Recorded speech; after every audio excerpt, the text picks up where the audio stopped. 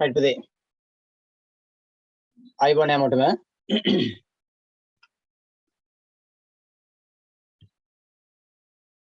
අපි ගිය සතියේ ආරම්භ කරා අපේ ශ්‍රේණිය ඉතිහාස පන්තිය නේද?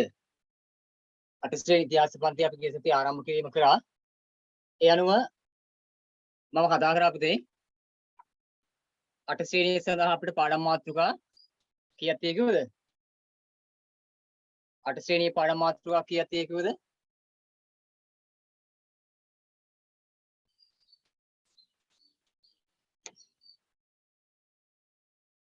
පාඩම් මාතෘකා 5යි right. පාඩම් මාතෘකා 5ක් අපිට ආවරණය වෙනවා අට ශ්‍රේණියේ පන්තියේදී. අපි තාම 7 පන්ති ඉගෙන ගත්තට ලබන අවුරුද්ද කියන්නේ අපේ අට ශ්‍රේණියේ පන්තිය නේ. මාස කිහිපයක් ඔයාලට 7 පන්තියේ ඉතුරු කොටස් ටික උගන්වලා වාර විභාගෙත් පවත්වා ඉස්කෝලේ. ඊට පස්සේ ආරම්භ කරනවා 2022 වර්ෂය කියන්නේ ඔයාලගේ අට ශ්‍රේණිය පන්තිය. ඒතකොට මේ අට ශ්‍රේණිය සඳහා පන්ති ආරම්භ කිරීම අපි ගිය සතියේ කතා කරා. ඒ අනුව ඔයාලගේ පෙළපොත පාඩම් මාතෘකා 5කින් සකස් වෙච්ච බව මම ගිය සතියේ මතක් කරා. ඒතකොට මේ පාඩම් මාතෘකා 5න් පළවෙනි මාතෘකාව තියෙනවා ශ්‍රී ලංකාවේ සාම්ප්‍රදායික තාක්ෂණය සහ කලාව කියන සාම්ප්‍රදායික තාක්ෂණය සහ කලාව කියන මාතෘකාව.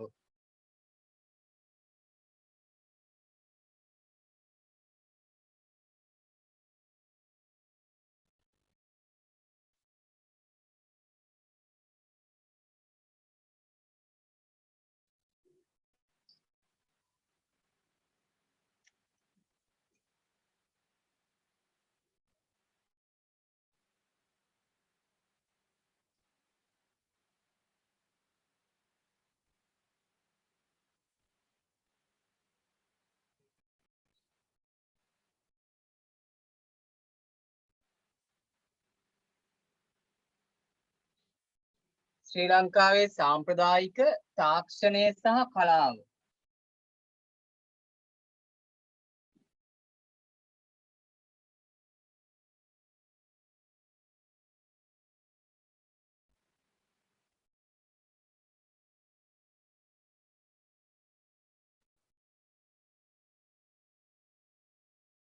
අපි ගිය සතියේ කතා කරා ශ්‍රී ලංකාවේ සාම්ප්‍රදායික තාක්ෂණය සහ කලාව. එතන පුතේ කොටස් දෙකක් තියෙනවා. සාම්ප්‍රදායික තාක්ෂණය ඊළඟට කලාව. කොටස් දෙකක් තියෙනවා. සාම්ප්‍රදායික තාක්ෂණය කියන්නේ අතීතයේ ඉඳලා මිනිසුන් තුල පැවතගෙන ආපු තාක්ෂණික ක්‍රම.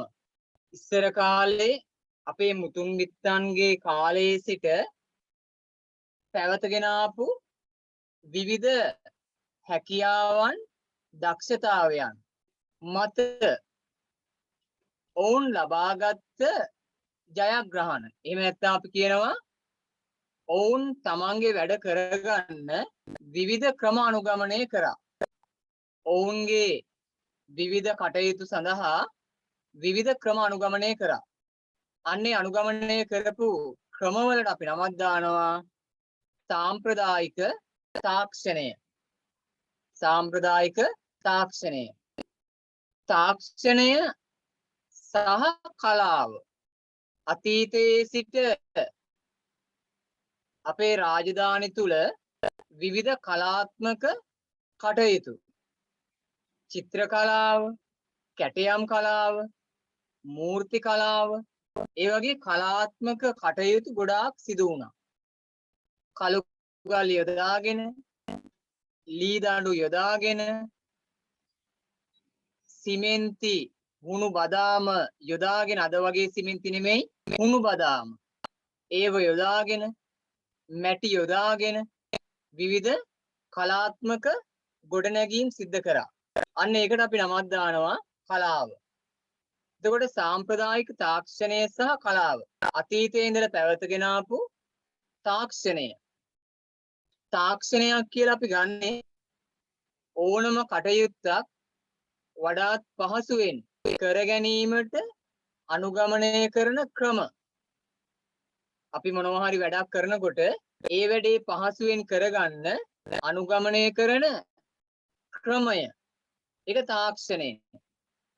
දැන් කුඹුරු වල වැඩ ටික පහසු කරගන්න අපි ට්‍රැක්ටර් භාවිතා කරනවා.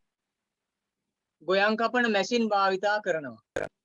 ඒතර කුඹුරු වල වැඩ ටික ඒවයින් පහසු කරනවා. අන්න ඒවට අපි නමක් දානවා තාක්ෂණය. ඒ වගේ ඉස්සර අතීතයේ තුල ගොඩාක් වැඩ කටයුතු කරනකොට විවිධ උපක්‍රම යාල අනුගමනය කරා. ඒ උපක්‍රම වලින් තමන්ගේ කටයුතු වඩාත් පහසු වුණා. අන්න ඒවට අපි නමක් දානවා එතකොට තාක්ෂණය. ඒ තාක්ෂණය පුතේ අපිට ඉතිහාසයෙන් හමු වෙනවා අවස්ථා කිහිපයකදී. ඉතිහාසයෙන් ඒ තාක්ෂණය හමු වෙනවා අවස්ථා කිහිපයකදී. පැරණි මිනිසා ජලය රැස් කර තබා ගන්න විවිධ ක්‍රම අනුගමනය කරා. පැරණි මිනිසා අපේ වියලි කලාපේ ජීවත් වුණේ. අනුරාධපුරය, පොළොන්නරුව කියන වියලි කලාපවල තමයි ඉස්සර ගොඩාක් මිනිස්සු ජීවත් වෙන්නේ. එතකොට ඒ අයට වැස්ස මදි කාලයකට විතරයි වහින්නේ. වහින කාලෙට ජලය ටික පුරව ගන්න ක්‍රම හදාගත්තා. ජලය ටික පුරව ගන්න හදාගත්ත සාර්ථක ක්‍රමය තමයි මොකද්ද? එයාලා වැව් විදි කරා. වැව් වලින් ජලය වගාබිම් දක්වා අරගෙන යනවා. වැව් වල සිට ජලය වගාබිම් දක්වා අරගෙන යනවා. අරගෙන යන්න තාක්ෂණය අනුගමනය කරා. මොකක්ද තාක්ෂණය?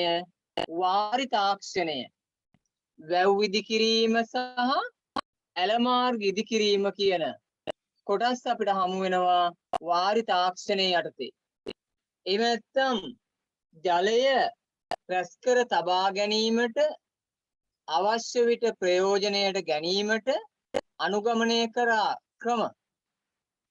ඒ ජලය සම්බන්ධයෙන් අනුගමනය කරපු ක්‍රම. ඒවට අපි කියනවා ජල තාක්ෂණය. වාරි තාක්ෂණය එහෙම නැත්නම් ජල තාක්ෂණය. ඒතර ජලය රැස් කරගත්තා ඊට පස්සේ වගාවන්ට ගත්තා. එහෙම නැත්නම් වහින කාලේට ජලය ටික වැව් වල පුරව ගත්තා. ඇල මාර්ග දිගේ වගාබිම් දක්වා අරගෙන ගියා. ඒ නිසා ඒ කොටස් දෙකම එකතු කරලා අපි ගන්නවා ඒක මොකද්ද? වාරි තාක්ෂණය කියලා. එතකොට පුතේ ඉස්සර අතීතයේ තුල අපේ මිනිස්සු පැරණි මුතුන් මිත්තන් ගොඩාක් වැව් විදි කරන්න කටයුතු කරා. ඒකට හේතුව තමයි අතීතයේ මිනිස්සු ජීවත් වුණේ වියලි කලාපය තුල. වියලි කලාපේ ජීවත් වෙනකොට ඒ ප්‍රදේශ ජනතාවට ලැබෙන වැස්ස මදි වුණා. වහින්නේ කාලයකට ඒ ලැබෙන වැස්සේ වුණාට මදි. මොකද ජනගහනය රටේ ගොඩාක් වැඩි වෙනවා. ජනගහනය වැඩි වෙනකොට ඒ ජනයාට වගාවන් කරගෙන යන්න අවශ්‍ය වුණා. ඒ ජනයාගේ ආහාර ටික සපයන්න වගාවන් කරන්න අවශ්‍ය වුණා. වගාවන් ටික කරගෙන යන්නේ අයට ජලය අවශ්‍ය වුණා.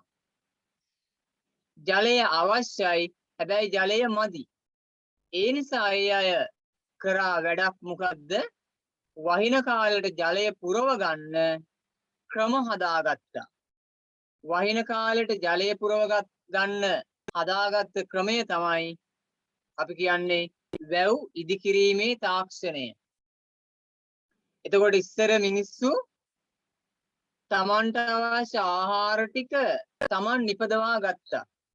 තමන්ට ආහාර නිපදවා ගැනීම එන්නෙන්න වැඩි කරන්න වුණා. ඇයි? ජනගහනය එන්නෙන්න වැඩි වුණා. ජනගහනය වැඩි වෙන නිසා ඒ අයට අවශ්‍ය ආහාර ටික වැඩි කරන්න ඕන වුණා. ආහාර ටික වැඩි කරන්න නම් වගාව වැඩි කරන්න අවශ්‍යයි. වගාව වැඩි කරන්න නම් වගාව සඳහා ජලය අවශ්‍යයි. ජලය ටික සපය ගන්න නම් ලැබෙන වැස්ස රැස් කරලා තියා ගන්න ඕන වුණා. හැමදාම වහින්නේ නැහැ. පෙත් කලාපයට වගේ මාතර, ගාල්ල, කළුතර, රත්නපුරේ වගේ දිස්ත්‍රික්කවලට වසරේ වැඩි කාලයක් වහිනවා. හැබැයි අනුරාධපුරයට, පොළොන්නරුවට වහින්නේ වසරේ කෙටි කාලයයි. ඊසාන දිග මෝසම තුලින් ගොඩක් කෙටි වර්ෂාපතනයක් ලැබෙන්නේ. ඒ නිසා ඒ අය අන්නේ වහින කාලෙදී ලැබෙන ජලය ටික නිකරුණේ ගලා යන්න ඉඩ නොදී ඒව පුරවලා රැස් කරගත්තා. ලොකුවට ජලය ටික රැස් කර ගැනීම සඳහා ඒ අය වැව් විදි කරා. ඉස්සරම මිනිස්සු ගමේ කුඹුරු වලට අවශ්‍ය ජලය ටික ගමෙන් සපය ගත්තා. ගමේ කුඹුරු වලට අවශ්‍ය ජලය ටික ගමෙන් සපය ගන්න ගමේ අය එකතු වෙලා ගමේ වැවක් හැදුවා. ගමේ කුඹුරු වලට අවශ්‍ය ජලය ගම තුලින්ම සපය ගන්න ඕන නිසා ගමේ අය එකතු වෙලා ගමට වැවක් හදාගත්තා. එතකොට හැම ගමකම මිනිස්සු තම තමන්ගේ ගමට අවශ්‍ය වගාව කරගෙන යන්න ඒ ජලය ටික පුරව ගන්න ගමකට එක වැවක් වෙන්න හදාගත්තා. ඒවා ප්‍රමාණයෙන් ටිකක් කුඩා වැව්. ගමේ අය එකතු වෙලා ගමේ සකස් කරගත්ත වැව් විශාල වැව් නෙවෙයි, ටිකක් පොඩි වැව්. ඒ ගමේ අය හදපු වැව් වලට අපි නමක් දානවා ගම් වැව් කියලා. ගමේ අය හදපු වැව් වලට අපි නමක් දානවා ගම් වැව්. ටික කාලයක් යනකොට පාලන රජවරු බිහි වෙනවා. රටේ පාලනය සඳහා ඒ ප්‍රදේශවල රජවරු බිහි වෙනවා. රජවරු ඊට පස්සේ විශාල සේනාවක් එකතු කරගෙන, විශාල ජන පිරිසක් එකතු කරගෙන හැමෝටම ප්‍රයෝජනට ගන්න පුළුවන් විදියට විශාල ප්‍රමාණයේ වැව් ඉදි කරන්න කටයුතු කරා. ඒතර ටිකෙන් ටික වැව් විශාල වෙනවා. ටිකෙන් ටික වැව් ඉදි කරන ප්‍රමාණය වැඩි වෙනවා. ඇයි ඒ? ජනගහනය වැඩි වෙන නිසා ඒ ජනයාට ආහාර සපයන්න ඕන. ආහාර සපයන්න නම් වගා කරන්න ඕන. වගා කරන්න නම් ජලය ඕන.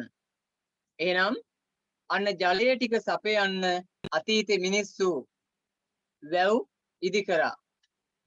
වැව් වල ඉඳලා ඇල මාර්ග දිගේ කුඹුරු වලට අවශ්‍ය ජලය ටික අරගෙන යනවා. ජලය පරිවහනය කරනවා.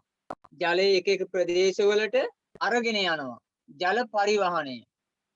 එහෙනම් පුතේ එතන තිබුණ තාක්ෂණයක්. වැවක් ඉදි කරනකොට එතෙන් අනුගමනය කරා විවිධ තාක්ෂණික ක්‍රම. ඇල මාර්ග ඉදි කරනකොට එතෙන්ට අනුගමනය කරා විවිධ තාක්ෂණික ක්‍රම. වැව් සහ ඇල මාර්ග ඉදි කිරීමට අනුගමනය කළ ක්‍රමවලට අපි කියනවා වාරි තාක්ෂණය. ඒවට කියනවා වාරි තාක්ෂණය. අපි ගිය සතියේ චුට්ටක් ලියාගත්ත නේද පුතේ? අලුතින් සම්බන්ධ වෙච්ච අය ඉන්නවද?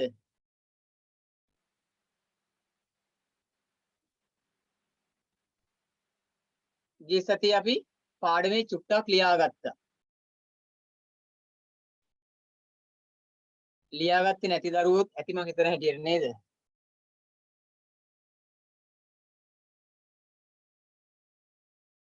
right.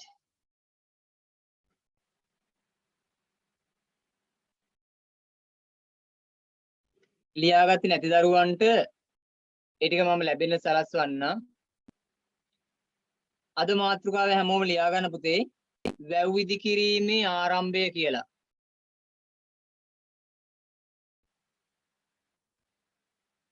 චුට්ටි මාතෘකාවක් ලියා ගන්න.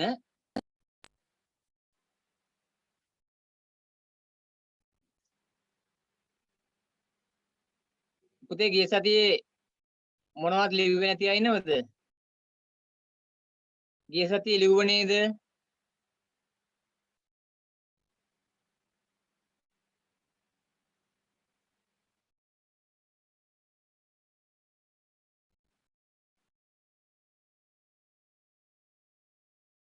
right.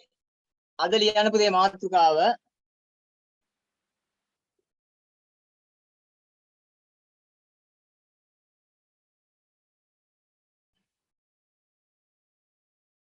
ඔය ආපු නැති අය ගොඩක් ඉන්නවනේ.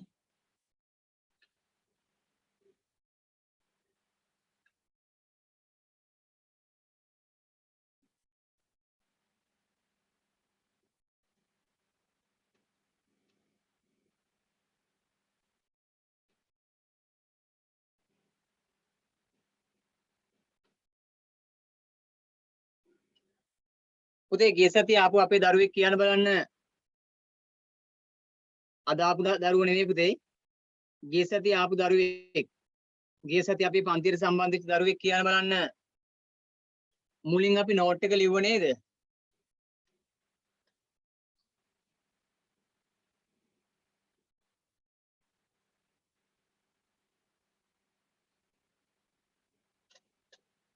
ඔව්. අනේ නිසා පුතේ අද ආපු දරුවන්ට ඒ ලියපු ටික අපි මම පස්සේ ලබා දෙන්නම්. අද මාතෘකාව හැමෝම ලියා ගන්න. ගිය සතිය ආවේ නැහැ කියලා ප්‍රශ්නේ නැහැ.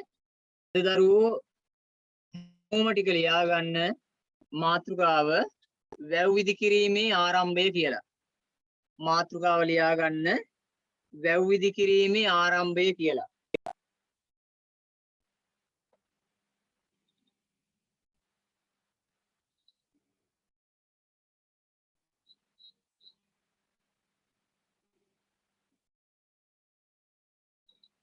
මාතෘකාව ලියා ගන්න. වැව් විදි කිරීමේ ආරම්භය.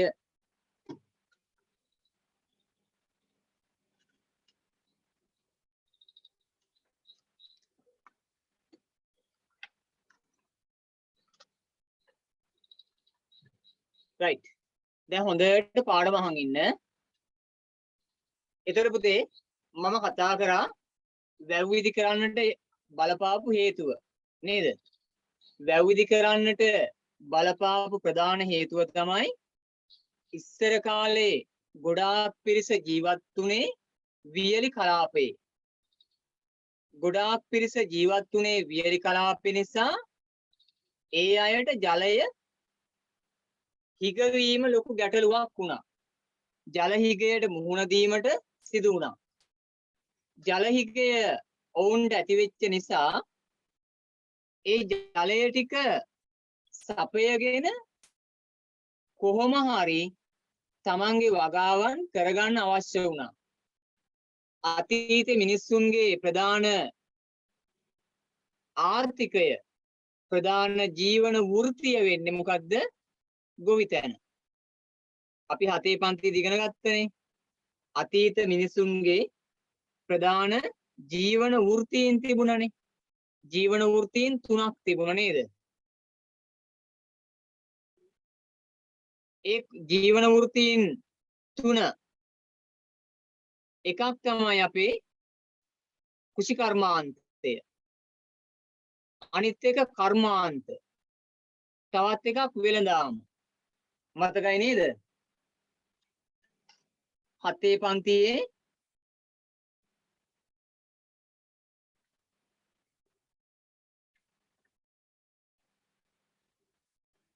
පළවෙනි පාඩමේ තියෙන මෙහෙම නේද? 7 පන්තියේ පළවෙනි පාඩමේ කුෂි කර්මාන්තය, කර්මාන්ත, වෙළඳාම. මේ 7 පන්තියේ පළවෙනි පාඩමේ පළවෙනි පිටුව.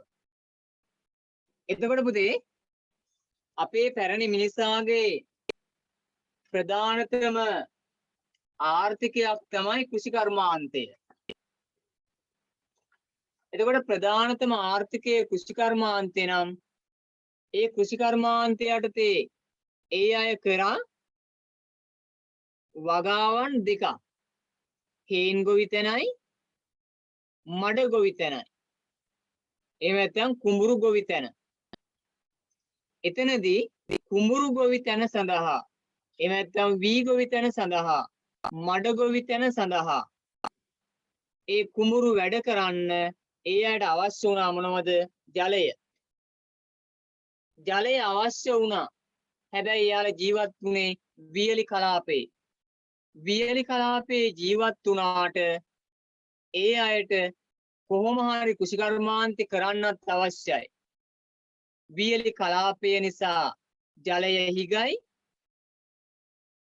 ජනගහනය වැඩි වෙන නිසා ආහාරත් හිගයි. වැස්ස අඩු නිසා වියලි කලාපය නිසා ජලය හිගයි. ඒ වගේම ඒ ප්‍රදේශවල ජනගහනය එන්න වැඩි වෙනවා. ජනගහනය වැඩි වෙන නිසා ආහාරත් හිගයි. ඒ මිනිස්සුන්ට එදා මිනිස්සුන්ට ප්‍රශ්නය තමයි මොකද්ද? වැඩි වෙන ජනගහනයට ආහාර ටික වැඩි කරලා දෙන්න ඕන. වැඩි වෙන ජනගහනයට ආහාර ටික වැඩි කරලා දෙන්නට ඕන නිසා ඒ අයට විවිධ ක්‍රම අනුගමනය කරන්න උනා. ජනගහනය දවසින් දවස වැඩි වෙනවා. ආහාර ටික දවසින් දවස වැඩි කරන්නට ඕන. ආහාර ටික වැඩි කරන්න නම් වගා බිම් ටික වැඩි කරන්න ඕන. වගා බිම් වැඩි කරන්න නම් ජලය ඕන. ජලය ටික සපය ගන්න අනුගමනය කළ ක්‍රමයක් වහින කාලයට ජලය පුරවන්න වැව් හැදුවා. මම ඉස්සෙල්ල කිව්වනේ ගමේ අය එකතු වෙලා ගමට වැවක් හැදුවා. එහෙම හැම ගමකම වැව් හැදුවා. හැම ගමකම වගාබිම් වැඩි වුණා. පසු කාලීනව රට පාලනය කරන්න රජවරු බිහි වුණා. රජවරු බිහි වුණාට පස්සේ රජතුමාගේ වගකීමක් වුණා මොකද්ද? ජනතාවගේ කෘෂිකර්මාන්තය සංවර්ධනය කිරීම. කෘෂිකර්මාන්තය සංවර්ධනය කරන්න නම් රජු විසින් වැව් ඉදි කළ යුතු වුණා. ඒ නිසා පැරණි ජනතාව වගේම රට පාලනය කළ රජවරුන් විවිධ ප්‍රමාණයේ වැව් විශාල ප්‍රමාණයක් ඉදි කරන්නට කටයුතු කරා. වියලි කලාපය හරහා ගලාගෙන එන ගංගාවක් කුඩා දියපහරක් හරස් කරලා වේල්ලක් බැන්දා. ඒ දියපහර හරස් කරලා වේල්ලක් බැන්දා. එතනින් උඩ ටිකේ දැන් ජලය පිරෙනවා. ඒ වේලි බඳින්නේ කඳු අතර තියෙන පහත් බීම හරස් කරලා. කඳු කිහිපයක් තියෙනවා නම් ඒ අතරින් ජල පහර ගලාගෙන යනවා නම් කඳු දෙක අතර තියෙන පහත් බීම හරහා වේල්ලක් බැන්දා.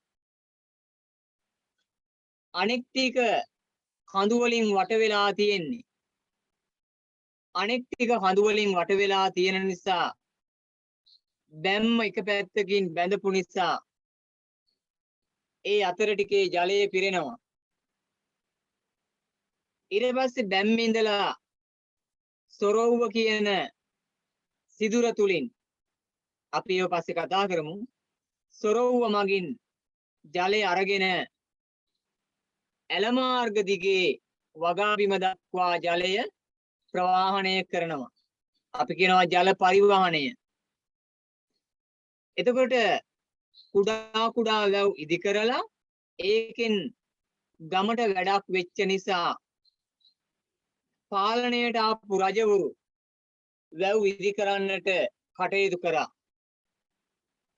ඒ අනුව පළවෙනියට වැව් ඉදි කරන්න මැදිහත් වෙච්ච රජතුමා වශයෙන් අපිට ඉතිහාසයේ සඳහන් වෙනවා පණ්ඩුකාභය රජතුමා. අපේ රටේ වැව් ඉදි කිරීම ආරම්භ කරපු පළවෙනි රජතුමා වශයෙන් ඉතිහාසගත වෙනවා පණ්ඩුකාභය රජතුමා. පණ්ඩුකාභය රජතුමා ආරම්භ කරපු වැව් ඉදි කිරීම ටිකෙන් ටික දියුණු කරගෙන ගිහිල්ලා වසභ රජතුමා, මහසෙන් රජතුමා, ධාතුසේන රජතුමා, පොළොන්නරුවේ මහා පරාක්‍රමබාහු රජතුමා ඇතුළු රජවරුන් විශාල ප්‍රමාණයක් විවිධ නම් වලින් විවිධ ප්‍රමාණයෙන් විවිධ ප්‍රදේශවල වැව් ඉදි කරා. ඒ සියලුම වැව් වැඩිම ප්‍රමාණයක් ඉදි කරේ වියලි කලාපයේ ගොවිබිම් අස්වද්දන්න, ගොවිබිම් වලට ජලය ටික සපයන්න. එනම් පුතේ දැන් පැහැදිලි වැව් ඉදි කරේ ඇයි? වැඩි පිරිසක් ඉස්සර ජීවත් වුණේ වියලි කලාපේ. ගාල්ල, මාතර, රත්නපුරය, කළුතර කියන දිස්ත්‍රික්කවල ඉස්සර ජනතාව අඩුයි. ඇයි? වැස්ස නිසා ඒ අයට ජීවත් වෙන්න අමාරු වුණා. වැස්සෙන් බේරෙන්න හොඳට ගෙවල් හදාගන්න හැකියාව තිබුණේ නැහැ. ඒ නිසා ඒ අය වැස්ස අඩු ප්‍රදේශවල තමයි ගෙවල් හදාගත්තේ. වැස්ස අඩු ප්‍රදේශවල ගෙවල් හදාගත්තා.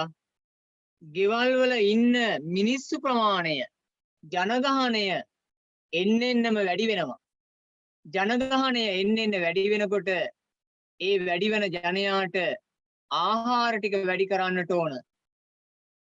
ගමේ ජනයාගේ ආහාර ගමෙන් සපය ගත්තා. අද නම් අපි රටිනුත් ගේනවනේ නේ. රටින් ගෙනාවත් දැන් නම් මදි වෙලා තියෙනවා. ඉස්සර අය ගමට අවශ්‍ය දේවල් ටික ගමේ නිපදවනවා. ගමට අවශ්‍ය ටික ගමේ නිපදවනවා. ගමේ නිපදවන්න නම් ගමට ජලය ටික සපය ගන්නට ඕන. ඒ නිසා අපේ පැරණි මිනිසා ගම්මානවල ජලය ටික පුරව ගන්න ගමේ මිනිස්සු එකතු කරගෙන හැදුව කුඩා වැව්. ගමේ හදපු වැව් වලට පුතේ අපි නමක් දානවා. මොන වැව්ද? ගම් වැව්. ගමේ හදපු වැව් වලට අපි නමක් දානවා ගම් වැව්. එතන ඉඳලා ටික ටික වැව් ඉදි කරගෙන වියලි කලාපේ විශාල වැව් පද්ධතියක් ඉදි කරා. වියලි කලාපේ විශාල වැව් පද්ධතියක්. ඒ වියලි කලාපේ පුතේ වැඩිම වැව් ප්‍රමාණයක් තියෙන්නේ අනුරාධපුරයේ සහ පොළොන්නරුවේ. අනුරාධපුරයේ සහ පොළොන්නරුවේ. ඒ දිස්ත්‍රික්ක දෙක එකතු කරලා අපි කියනවා උතුරු මැද පළාත. අනුරාධපුරයත් පොළොන්නරුවත් එකතු කරලා ගත්තට පස්සේ අපි කියනවා උතුරු මැද පළාත. ඒ ප්‍රදේශයේ ඉස්සර හැඳින්වුවේ රජරට ප්‍රදේශය. රජරට ප්‍රදේශය. වැව් නිසා ජනතාව ජීවත් වෙච්ච ප්‍රදේශයක්. ඇයි? වැව් නිසා කුඹුරු ටික අස්වද්දනවා. ඒවයි අස්වැන්න ආහාර බවට පත් කරගනවා. ඒ නිසා ඒ ප්‍රදේශය අපි හඳුන්වනවා ජලාශිත ශිෂ්ටාචාරය කියලා. වැව් නිසා වගා බිම් ටික කරගෙන යනවා. වගා අස්වැන්නෙන් ජනතාව ජීවත් වෙනවා. එතකොට ජලය තමයි ඔවුන්ගේ ජීවත් වීමට පහසුව සැපයුවේ. වැව් ටික තමයි ජීවත් වෙන්න අවශ්‍ය පසුබිම සැකසුවේ. වැව් නැති වුණා නම් ඒ මිනිස්සුන්ට ජීවත් වෙන්නට හැකියාවක් නැහැ. ඒ නිසා අපි කියනවා මේ ප්‍රදේශයට මොකද්ද? ජලාශිත ශිෂ්ටාචාරය. ඒ ටිකට අපි නමක් දානවා ජලාශිත ශිෂ්ටාචාරය. එතකොට ඔන්න වැව් විදි කිරීමේ තාක්ෂණය හෙමින් එනවා. ඒ අය කල්පනා කරා මේ ගලාගෙන යන වතුර පාර හරස් කරගත්තනම් ඒ ටික පුරවල තියාගන්න පුළුවන්. නිකරුණේ මුහුදට ගලාගෙන යන වතුර පාර නතර කරගත්තනම් පුරව ගත්තනම් පායන කාලෙට වැසි නැති කාලයට අපිට ගන්න පුළුවන්. ඒ නිසා වැව් විදි කරන්න ඔවුන් උපක්‍රම හදනවා. කඳු අතරින් ගලාගෙන යන වතුර පහර බැමි බැඳලා හරස් කරගත්තා. අනුරාධපුරයේ සහ පොළොන්නරුවේ පුතේ විශාල කඳු නෙමෙයි තිබුණේ. තැනින් තැන පොඩි කඳු, මිටි කඳු තිබුණේ. මිටි කඳු. උස කඳු නෙමෙයි, පොඩි කඳු ටිකක් තිබුණේ. ඒ කඳු හරහා වේලි බැඳලා වතුර ටික පුරවගෙන වීගොවි තැන කරගෙන යනවා. ගම එතකොට ආහාර වලින් පෝෂණය වෙනවා. රටත් එතකොට ආහාර වලින් පෝෂණය වෙනවා. අපි එකට නමක් දානවා ස්වයං පෝෂිත. ගම පෝෂණය වෙනවා, රටත් පෝෂණය වෙනවා. ඒ නිසා නමක් දානවා ස්වයං පෝෂිත. අන්න එතකොට පුතේ අපේ රටේ ස්වයං පෝෂිත ආර්ථිකය ගොඩනගෙනවා. අන්න අර වැව් ඉදි කිරීමේ තාක්ෂණය ආරම්භ වීමත් සමග. එතකොට බලන්න එදා මිනිස්සු Tamanට වගාව කරගෙන යන්න පහසු ක්‍රමයක් හෙව්වා. ඒ පහසු ක්‍රමය ටික ටික සාර්ථක වුණා. ගමේ අය කල්පනා කරනවා කොහොමද අපි මේ වගාව කරන්නේ? ටික ටික ඒකට ඔවුන් යොමු වෙනවා. වැඩේ සාර්ථකයි. ඒ නිසා ඒ වැව් වලට තව කොටස් එකතු කරගෙන හොඳ දීර්ඝ කාලින පැවැත්මක් ඇති වැව් සකස් කරා. පරාක්‍රම සමුද්‍රය, තිසා වැව, කලා වැව මේවා අදටත් ඒ විදියටම තියෙනවා. ඇයි එදා තාක්ෂණය ඒ තරම් විශිෂ්ට නිසා. එදා තාක්ෂණය ඒ තරම් විශිෂ්ටයි. අද වගේ ඉංජිනේරු කියන කණ්ඩායමක්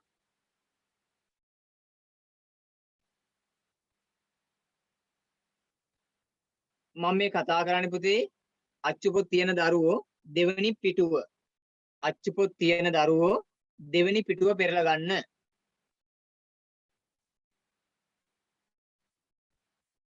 අපේ තව දරුවෙක් කියනවා මොනවා හරි ලියන්න දෙන්නලු. අනේ පැටවුනේ පාඩම කියලා දීලා ලියන්න දෙන්නන්නේ. පාඩම කියලා දෙන්නේ නැතුව ලියන්න පුළුවන්ද? මම ලියන්න දෙනවා. පොඩ්ඩක් ඉන්න පාඩම කියලා දෙනකන් ඉන්නකෝ. පාඩම කියලා දීලා ඉවර වුණාම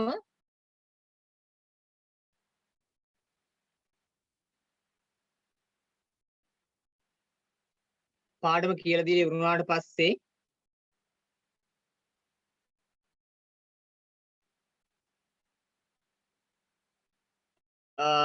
අවශ්‍ය කරුණු ටික ලියන්න දෙන්න.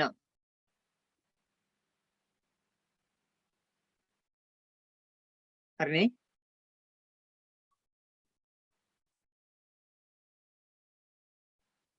right.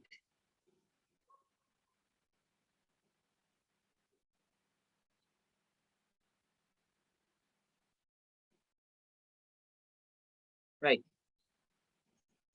සමහර වෙලාවට පුතේ මේක සිග්නල් මදි ප්‍රශ්නයක් තියෙයි කියලා අපේ දරුවෝ කියනවා. මම දැන් අද දවල් ගියා ඩයලොග් එකට. එතනදී කිව්වේ ඇවිල්ලා චෙක් කරා ඇන්ටනා එකකුත් සවි කරලා දෙන්නම් කියලා කිව්වා. ලබන හෙට වෙනකොට ඇන්ටනා එකකුත් සවි කරලා දෙන්නම් කිව්වා. ඒතර ගැටලුවක් වෙන්නේ නැහැ. දැන් ඉස්සෙල් ඔන්ලයින් කරා මේකේ. දැන් ඔන්ලයින් සඳහා විශාල ප්‍රමාණයක් මේ ටයිම් එකේ භාවිතා කරන නිසා අදාළ ඒ තරංග බලය අඩු වෙලා තියෙන්නේ. එහෙම නැත්නම් මේ ටවර් වලින් කරන සම්බන්ධතාවයේ ටික ටික අඩු වෙලා තියෙන්නේ.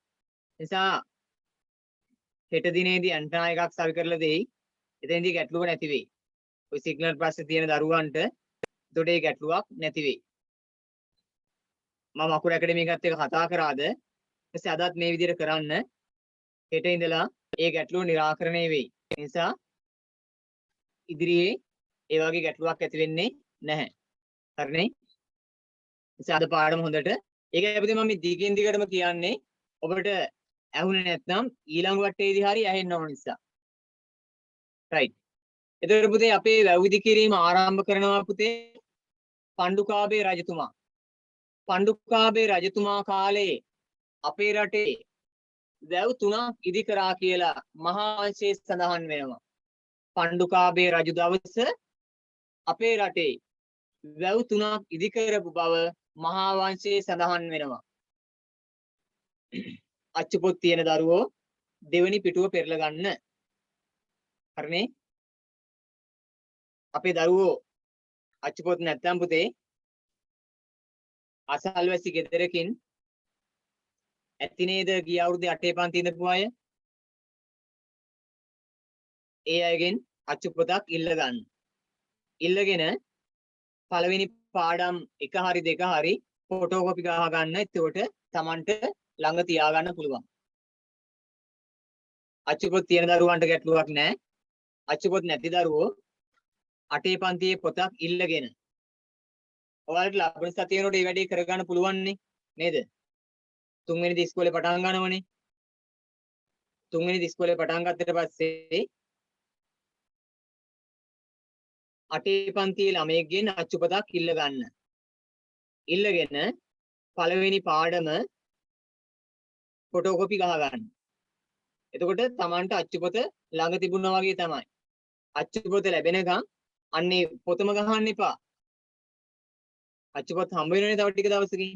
නිසා අච්චුපොත් ලැබෙනකම් පළවෙනි පාඩම ෆොටෝකොපි ගහලා තියාගන්න. ඒතර කිසි ගැටලුවක් නැහැ. අද විතරයි අපිට මේ ගැටලුව තියෙන්නේ. ලැබෙන සතිය වෙනකොට ওই හැම කෙනෙකුටම පළවෙනි පාඩම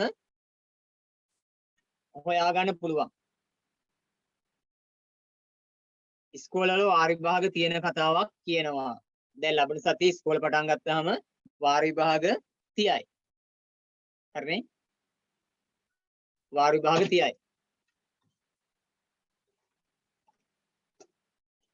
එහෙම තියෙනවා කිව්වොත් පුතේ මම ලබන සතියේ ඔයාලට 7 පන්තියෙන් පේපරයක් සාකච්ඡා කරන්න. හරිනේ? එහෙම තියේ කියලා කිව්වොත් ලබන සතියේ 7 පන්තියෙන් පේපරයක් සාකච්ඡා කරන්නම්. ඒතර ගැටලුවක් නැහැ. හරිනේ? රයිට්.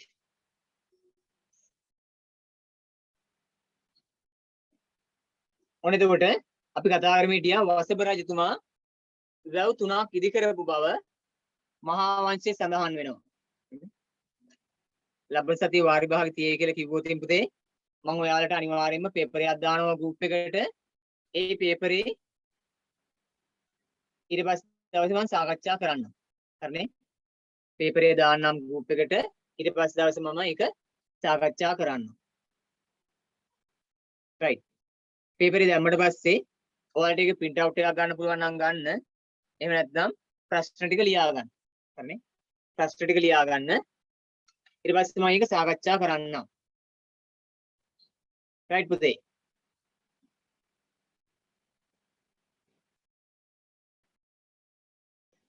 එතකොට පුතේ පණ්ඩුකාභය රජු දවසේ පණ්ඩුකාභය රජුගේ පාලන කාලය තුල අපේ රටේ වැව් 3ක් ඉදි කරා කියලා මහා වංශයේ සඳහන් වුණා. ඒ වැව් 3 තමයි මොකද්ද? ජය වැව. මහා වංශයේදී ඒක සඳහන් වෙන්නේ ජය වාපි. ජය වාපි. වාපි කියන්නේ වැව. ජය වැව.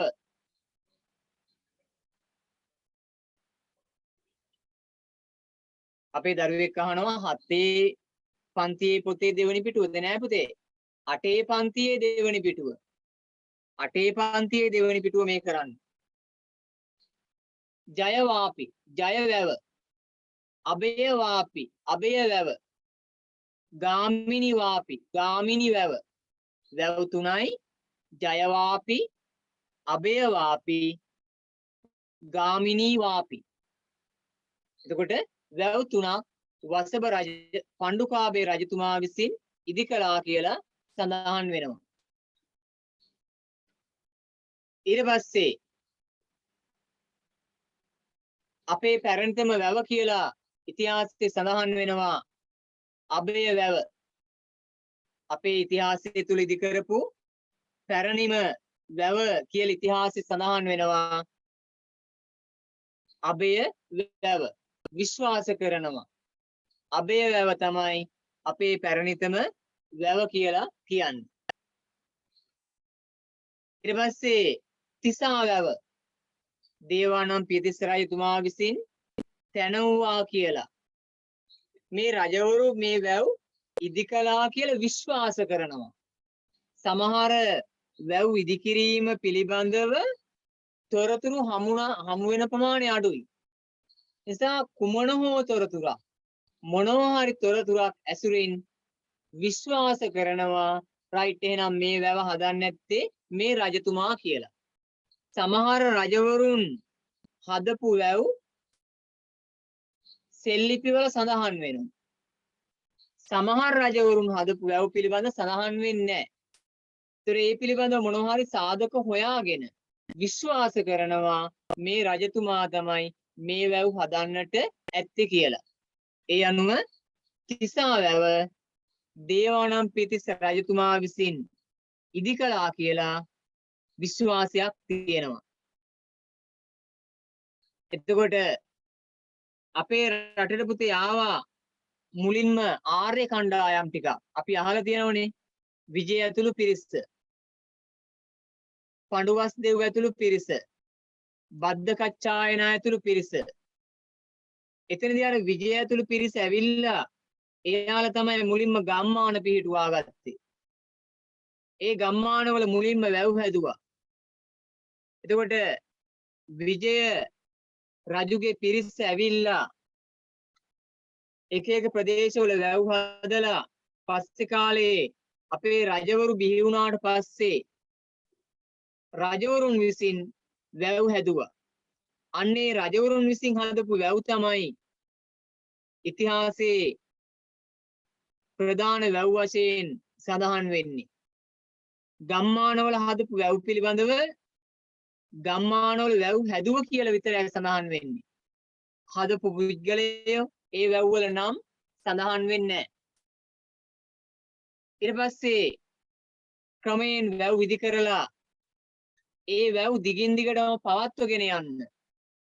ඒ වැව් වල දීර්ඝ කාලින පැවැත්ම මේ වැව් කාලයකට ගොඩ වෙනවා.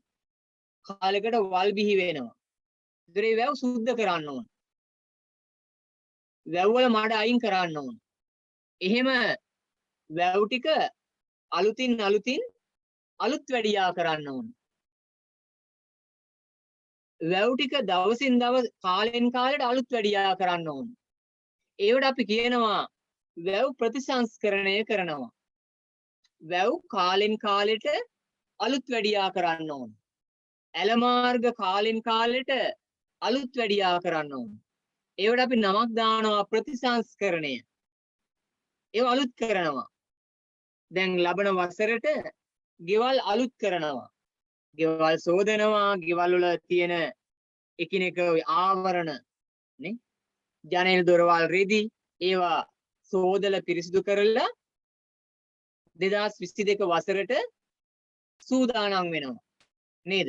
2022 වසරට සූදානම් වෙනවා.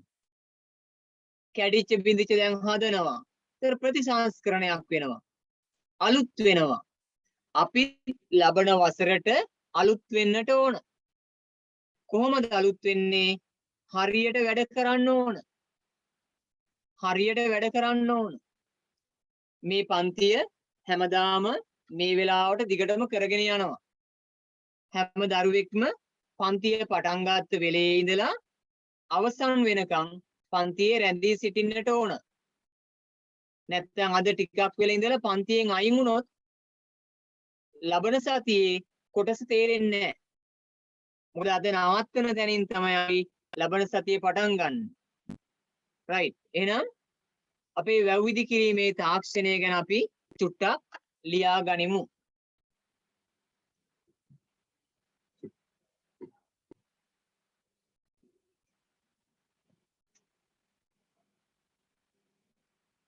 මාතෘකාව ලියා ගන්න.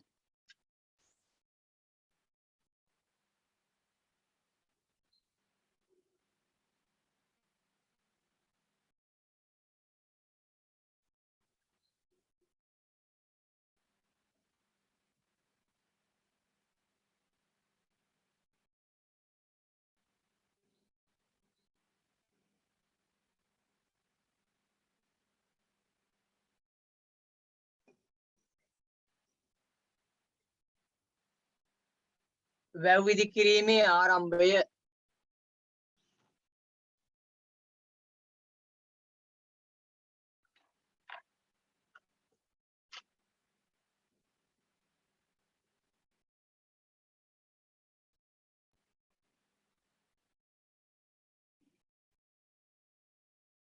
ඒ යටතේ කරුණු වශයෙන් ලියන්න.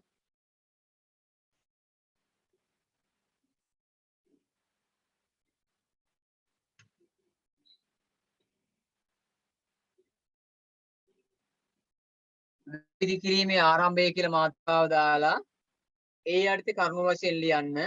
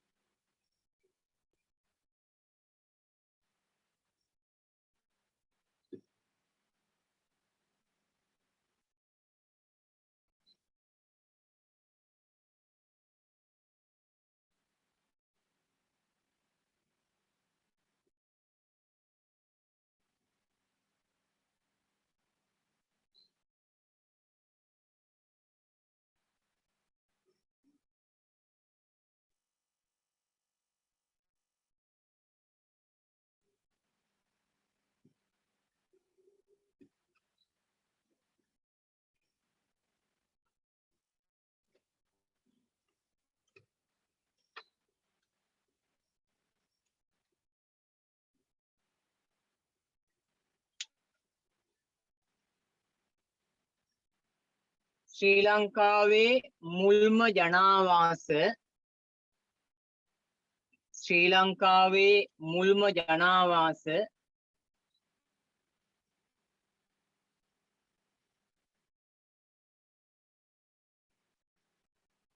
බිහි වූයේ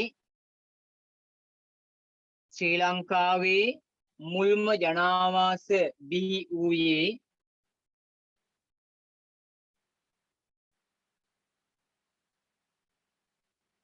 මුල්ම ජනාවාස බිහි වූයේ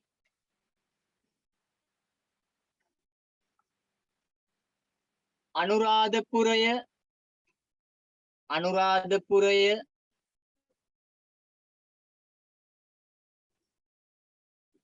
පොළොන්නරුව යන අනුරාධපුරය පොළොන්නරුව යන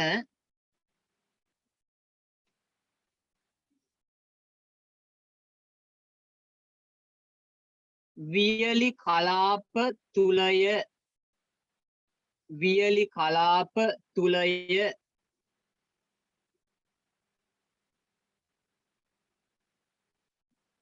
වියලි කලාප තුලය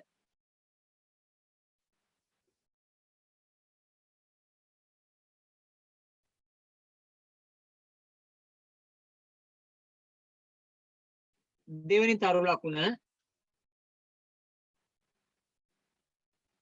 එම ප්‍රදේශ සඳහා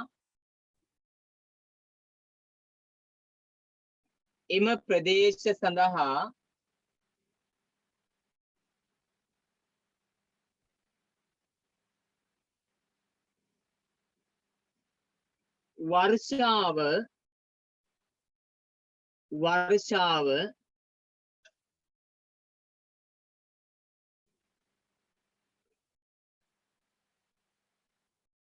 වසරේ කාලයකට පමණක්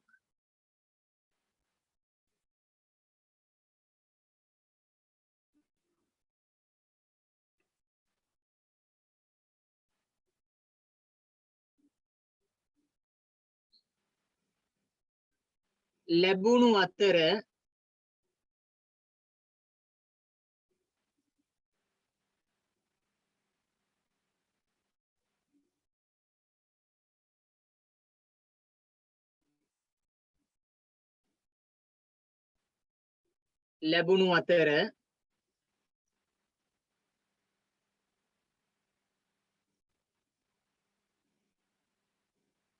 එය ඉතා අඩු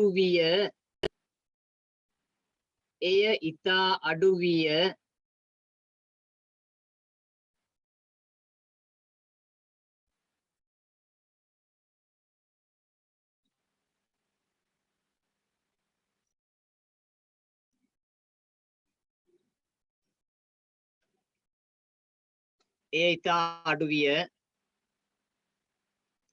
තුන්වෙනි තරුව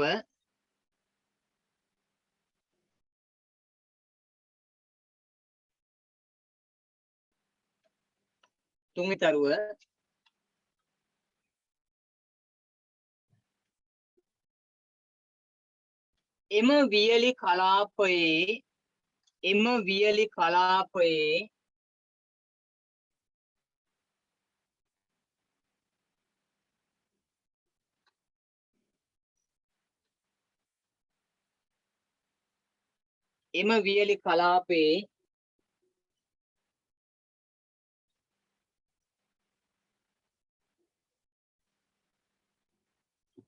ජනගහනය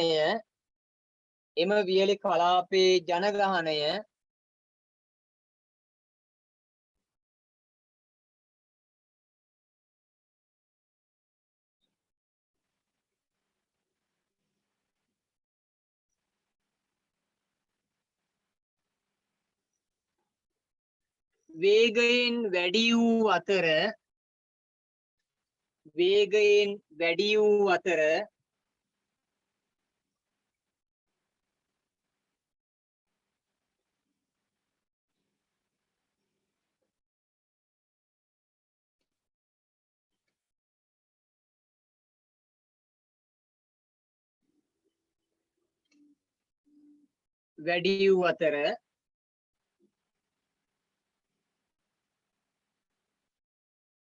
ඔවුන්ට අවශ්‍ය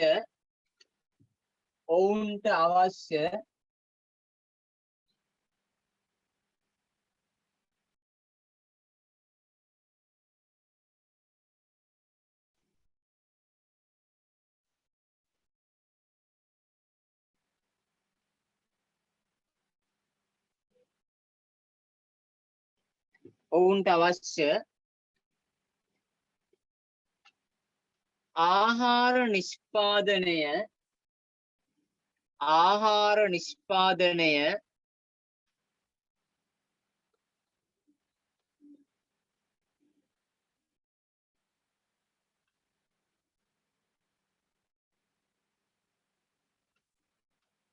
ආහාර නිෂ්පාදනය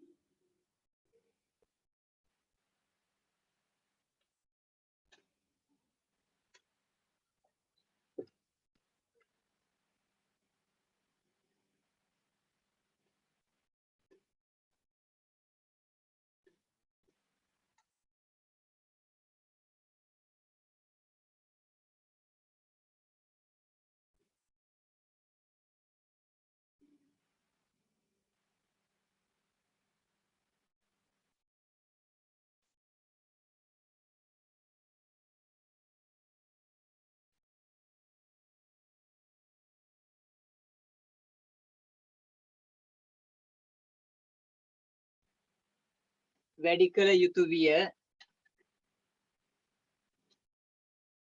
ඊළඟ තරුව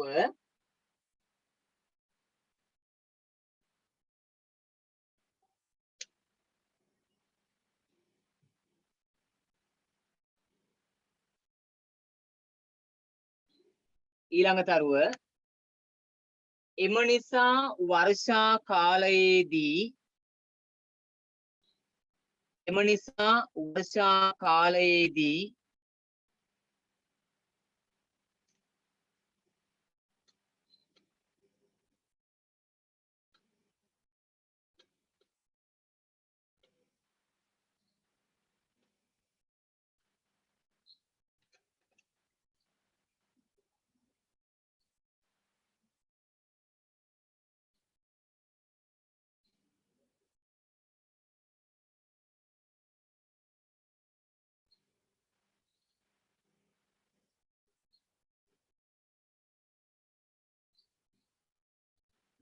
නිසා වර්ෂා කාලයේදී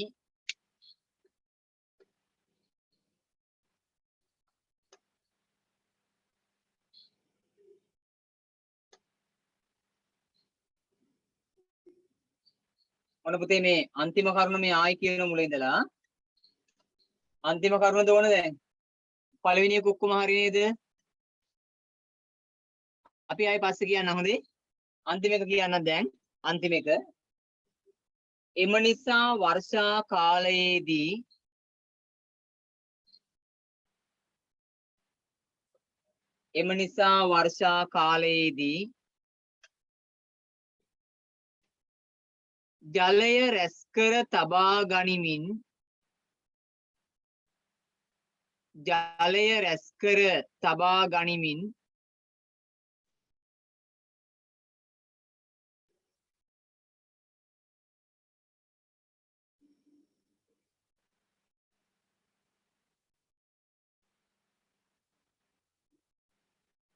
ජලය රැස්කර තබා ගනිමින්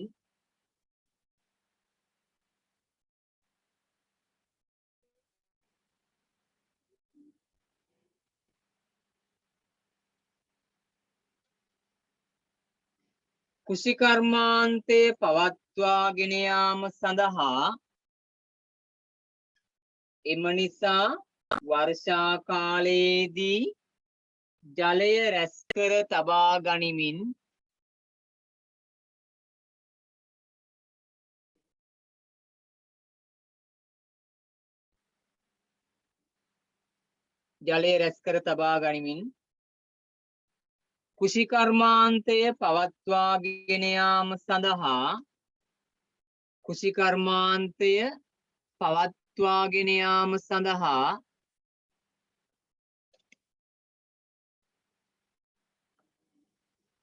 කෘෂිකර්මාන්තය පවත්වාගෙන යාම සඳහා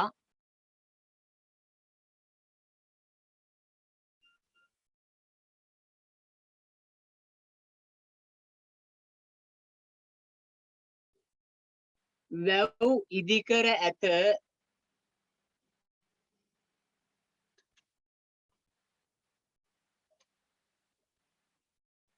වැව් ඉදිකර ඇත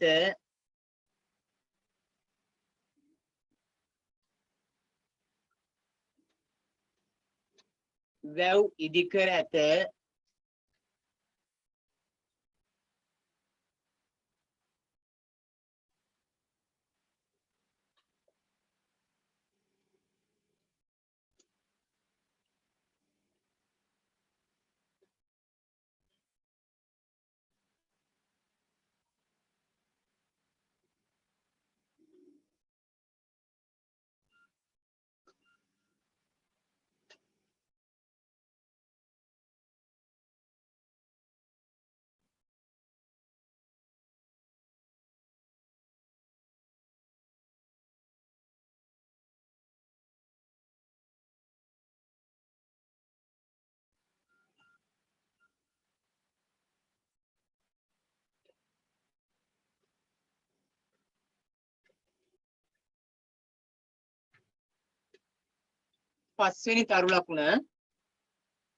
පස්වෙනි තරු ලකුණ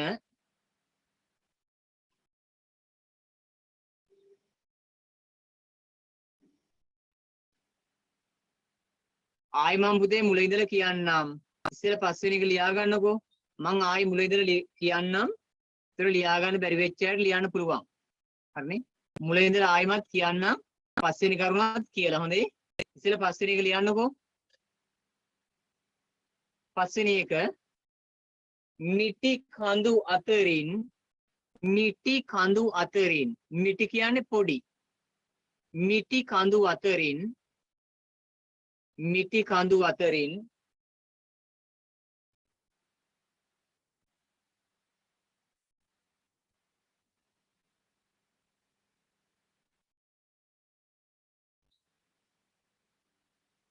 ගලා යන නිටි කඳු අතරින් ගලා යන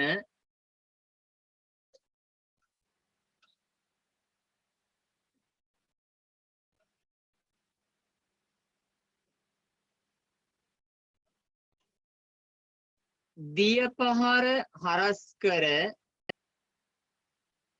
නිටි කඳු අතරින් ගලා යන දිය පහර හරස් කර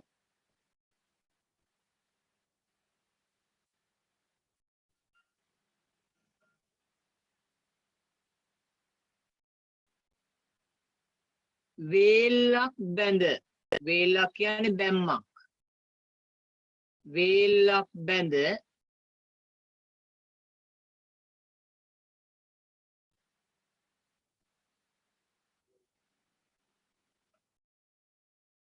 වැව් ඉදිකරන ලදී වේල්ලක් බැඳ වැව් ඉදිකරන ලදී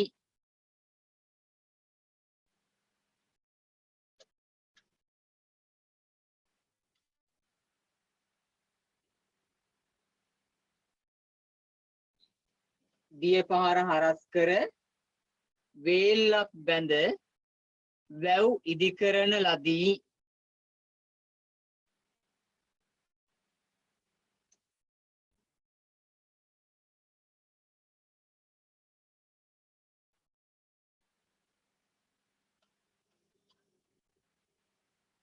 හරි නේද දැන් මොන කරුණු වල අඩුපාඩු තිබුණා නම් චුට්ටක් ඕක කියව අඩුපාඩු ටික හදා ගන්න බලන්න ඊට පස්සේ මම කියලා දෙන්නම්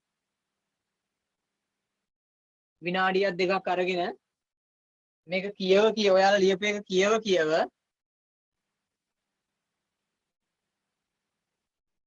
අන්තිම එක තියෙන්නේ ගලා යන දිය පහර හරස් කර ගලා යන දිය පහර හරස් කර වේල්ලක් බැඳ වැව් ඉදිකරන ලදී වේල්ලක් බැඳ වැව් ඉදිකරන ලදී දැන් කියවලා ඒ ටික හදා ගන්න බලන්න වාක්‍ය ගැලපෙන විදියට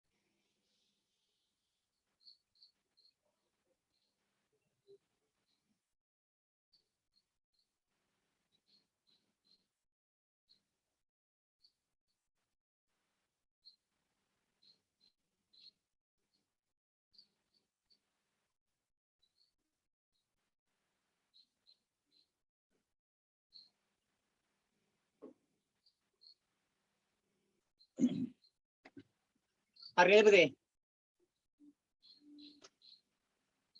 තව ලියා ගන්න බැරි වෙච්ච අය ඉන්නවද කවුරුවත්?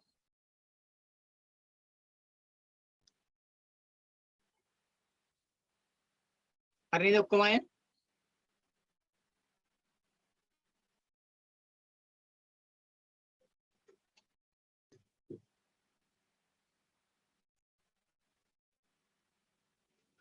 ඔන්න හතරවෙනි එක ලියපු නැති දරුවෙක් ඉන්නවා අහගන්න.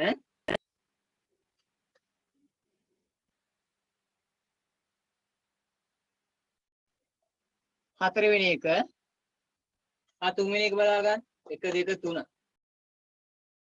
එම වියලි කලාපේ ජනගහනය තුන්වෙනි එක මේ කියන්නේ එම වියලි කලාපේ ජනගහනය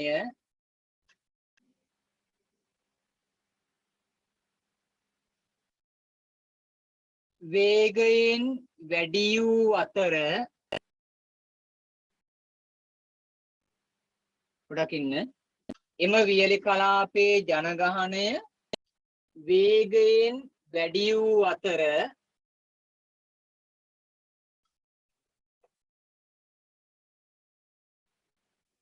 ඔවුන්ට අවශ්‍ය ආහාර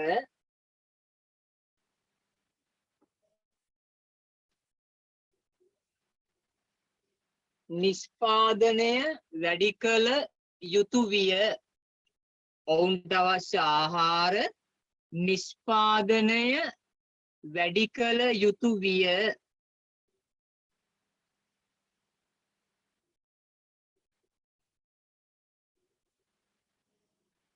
නිෂ්පාදනය වැඩි කළ යුතු විය.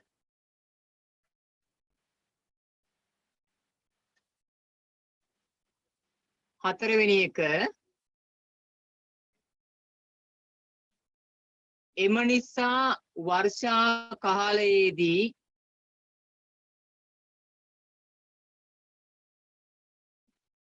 එම නිසා වර්ෂා කාලයේදී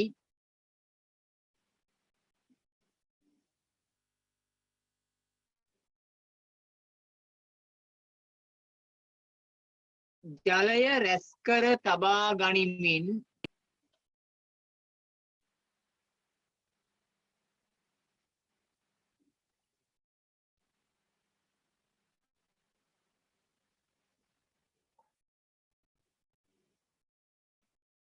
ජලය රැස් කර තබා ගනිමින් කෘෂිකර්මාන්තය පවත්වාගෙන යාම සඳහා ජලය රැස් කර තබා ගනිමින් කෘෂිකර්මාන්තය පවත්වාගෙන යාම සඳහා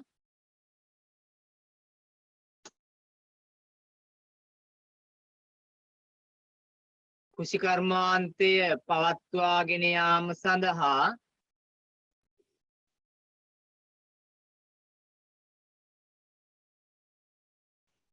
වැව් ඉදිකර ඇත. වැව් ඉදිකර ඇත.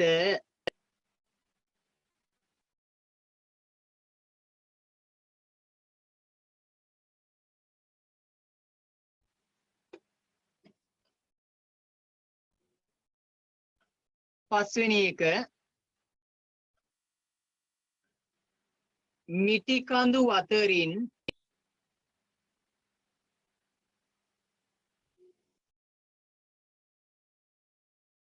මිටි කඳු අතරින් ගලා යන දිය පහර හරස් කර ගලා යන දිය පහර හරස් කර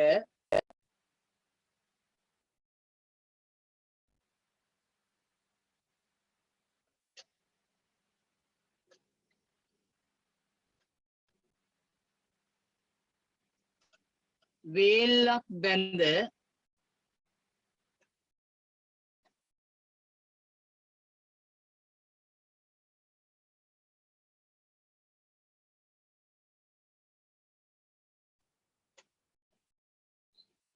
වැව් ඉදිකරන ලදී.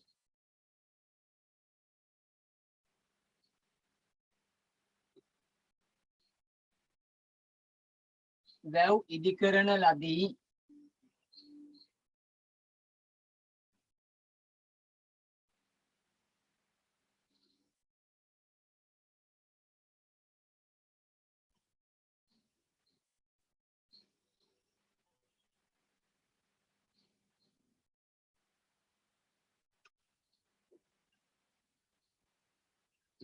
ඊළඟ කරුණ ඊළඟ එක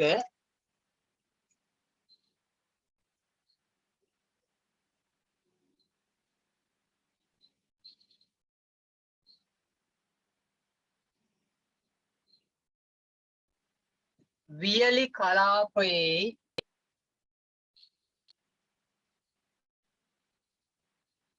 වියලි කලාපයේ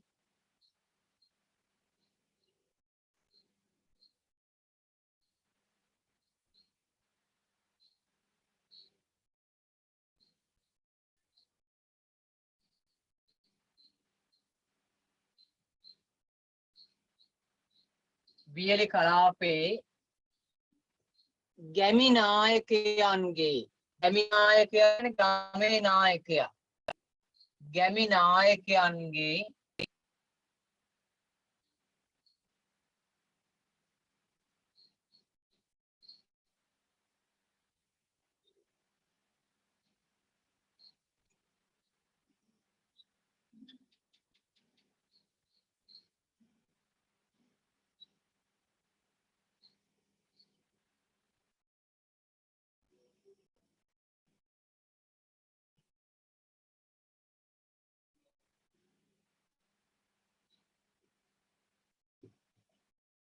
වියලි කලාපයේ ගැමි නායකයන්ගේ මෙහෙයවීමෙන්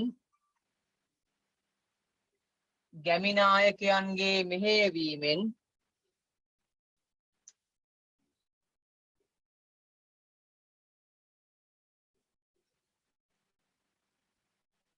ගම්මාන තුල ගම්මාන තුල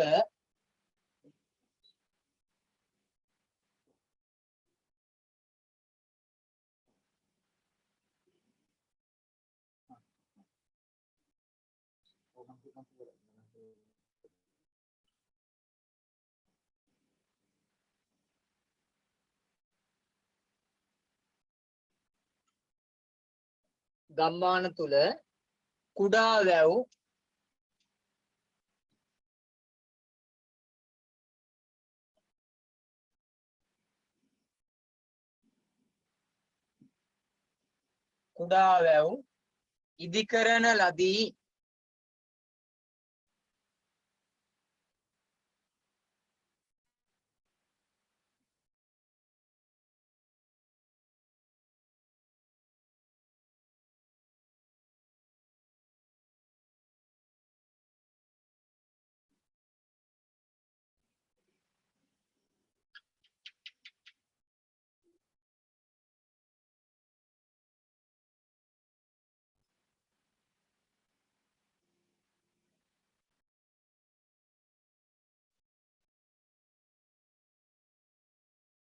ඉදිකරන ලදී.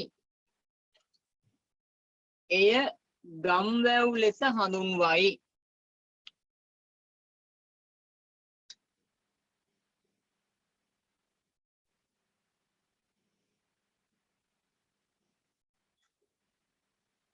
එය ගම්වැව් ලෙස හඳුන්වයි.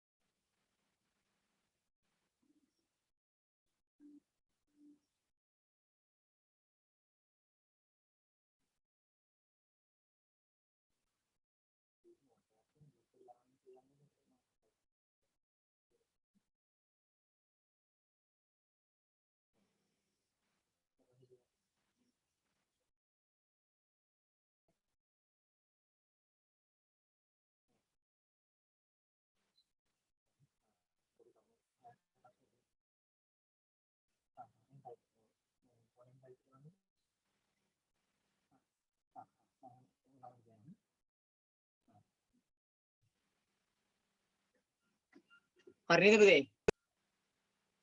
පියලි කලාපයේ ගැමි නායකයන්ගේ මෙහෙයවීමෙන් ගම්මාන තුල කුඩා වැව් ඉදි කරන ලදී.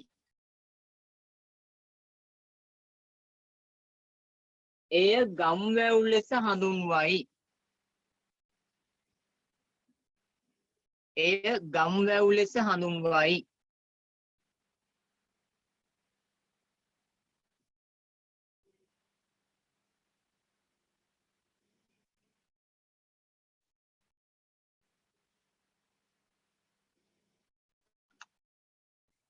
හරිද පුතේ?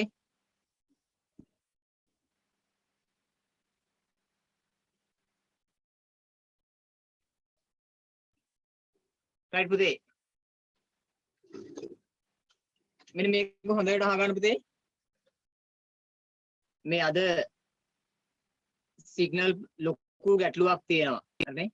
අද සිග්නල් වල ලොකු ගැටලුවක් තියෙනවා පුතේ. ඔයාලට පාඩම සමහර අයට ඇහෙන්නේ නැහැ.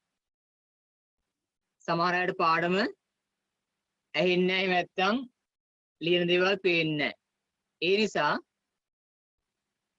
මම ඉතුරු කරුණු තව කරුණු පුතේ තියෙනවා 5ක්. තව කරුණු 5ක් තියෙනවා. ඒ ටික පුතේ ඔයාලගේ 8 පන්තියේ ගෲප් එකට එවන්නම්. හරිනේ? දැන් අපි කරුණු 6ක් ලිව්වනේ. 6ක් ලිව්වා. 7 වෙනි කරුණේ ඉඳලා ඉතුරු ටික පුතේ මම ඔයාලගේ ගෲප් එකට එවන්නම්. ඒ ටික ලියා ගන්න. ලැබෙන සතිය මම පැහැදිලි කරන්නම්. දැන් අද පැහැදිලි කරාට සමහර දරුවන්ට ඇහෙන්නේ නැහැ. සිග්නල් ප්‍රශ්නයක් තියෙනවා. කැඩි කැඩි ඇහෙන්නේ. මේ තාක්ෂණික උපකරණවල තියෙන විවිධ දෝෂ නිසා තමයි පුතේ අපිට ඒ ගැටලුවට මුහුණ දෙන්න වෙන්නේ. ඒ නිසා ඔයාලට ගැටලුවක් නොවෙන්න මම මේ කරුණු ටික ඔයාලගේ ගෲප් එකට එවන්නම්. 7 වෙනි කරුණේ ඉඳලා ඔයාලා ලියා ගන්න මේ ටික. අද විතරයි මේ ගැටලුව තියෙන්නේ. ඉතින් අපි දන්නේ නැහැ තාක්ෂණික ගැටලු මොන ආකාරයෙන් එනවද කියලා පුතේ. ඒ නිසා ලැබෙන සතියේ ඉඳලා මේ ගැටලුව හරියනවා. කරුණු ටික මම ඔයාලගේ ගෲප් එකට එවන්නම් පුතේ. නැත්තම් අපරාධ වෙලාව යනවා නිකන් කරුණු ටික පැහැදිලි නැහැනේ. මම දැන් කියලා දීපු කරුණු ටික ඔයාලට එවන්නම් පුතේ. හොඳේ? 7 වෙනි කරුණේ සිට ලියා ගන්න. හොඳේ? රයිට්. එහෙනම් පුතේ මම අදට පන්ති නවත්වනවා. ලැබෙන සතියේ ඉඳලා අපි ගැටලුවක් නැතුව පාඩම කරගෙන යමු. හරිනේ? ලැබෙන සතියේ ඉඳලා ගැටලුවක් නැතිව පාඩම කරගෙන යමු. ඔයාලට ඉවන කරුණු ටික ඔයාලා ලියා ගන්න. හරිනේ පුතේ? එහෙනම් හැමෝටම ආයිබෝවන්.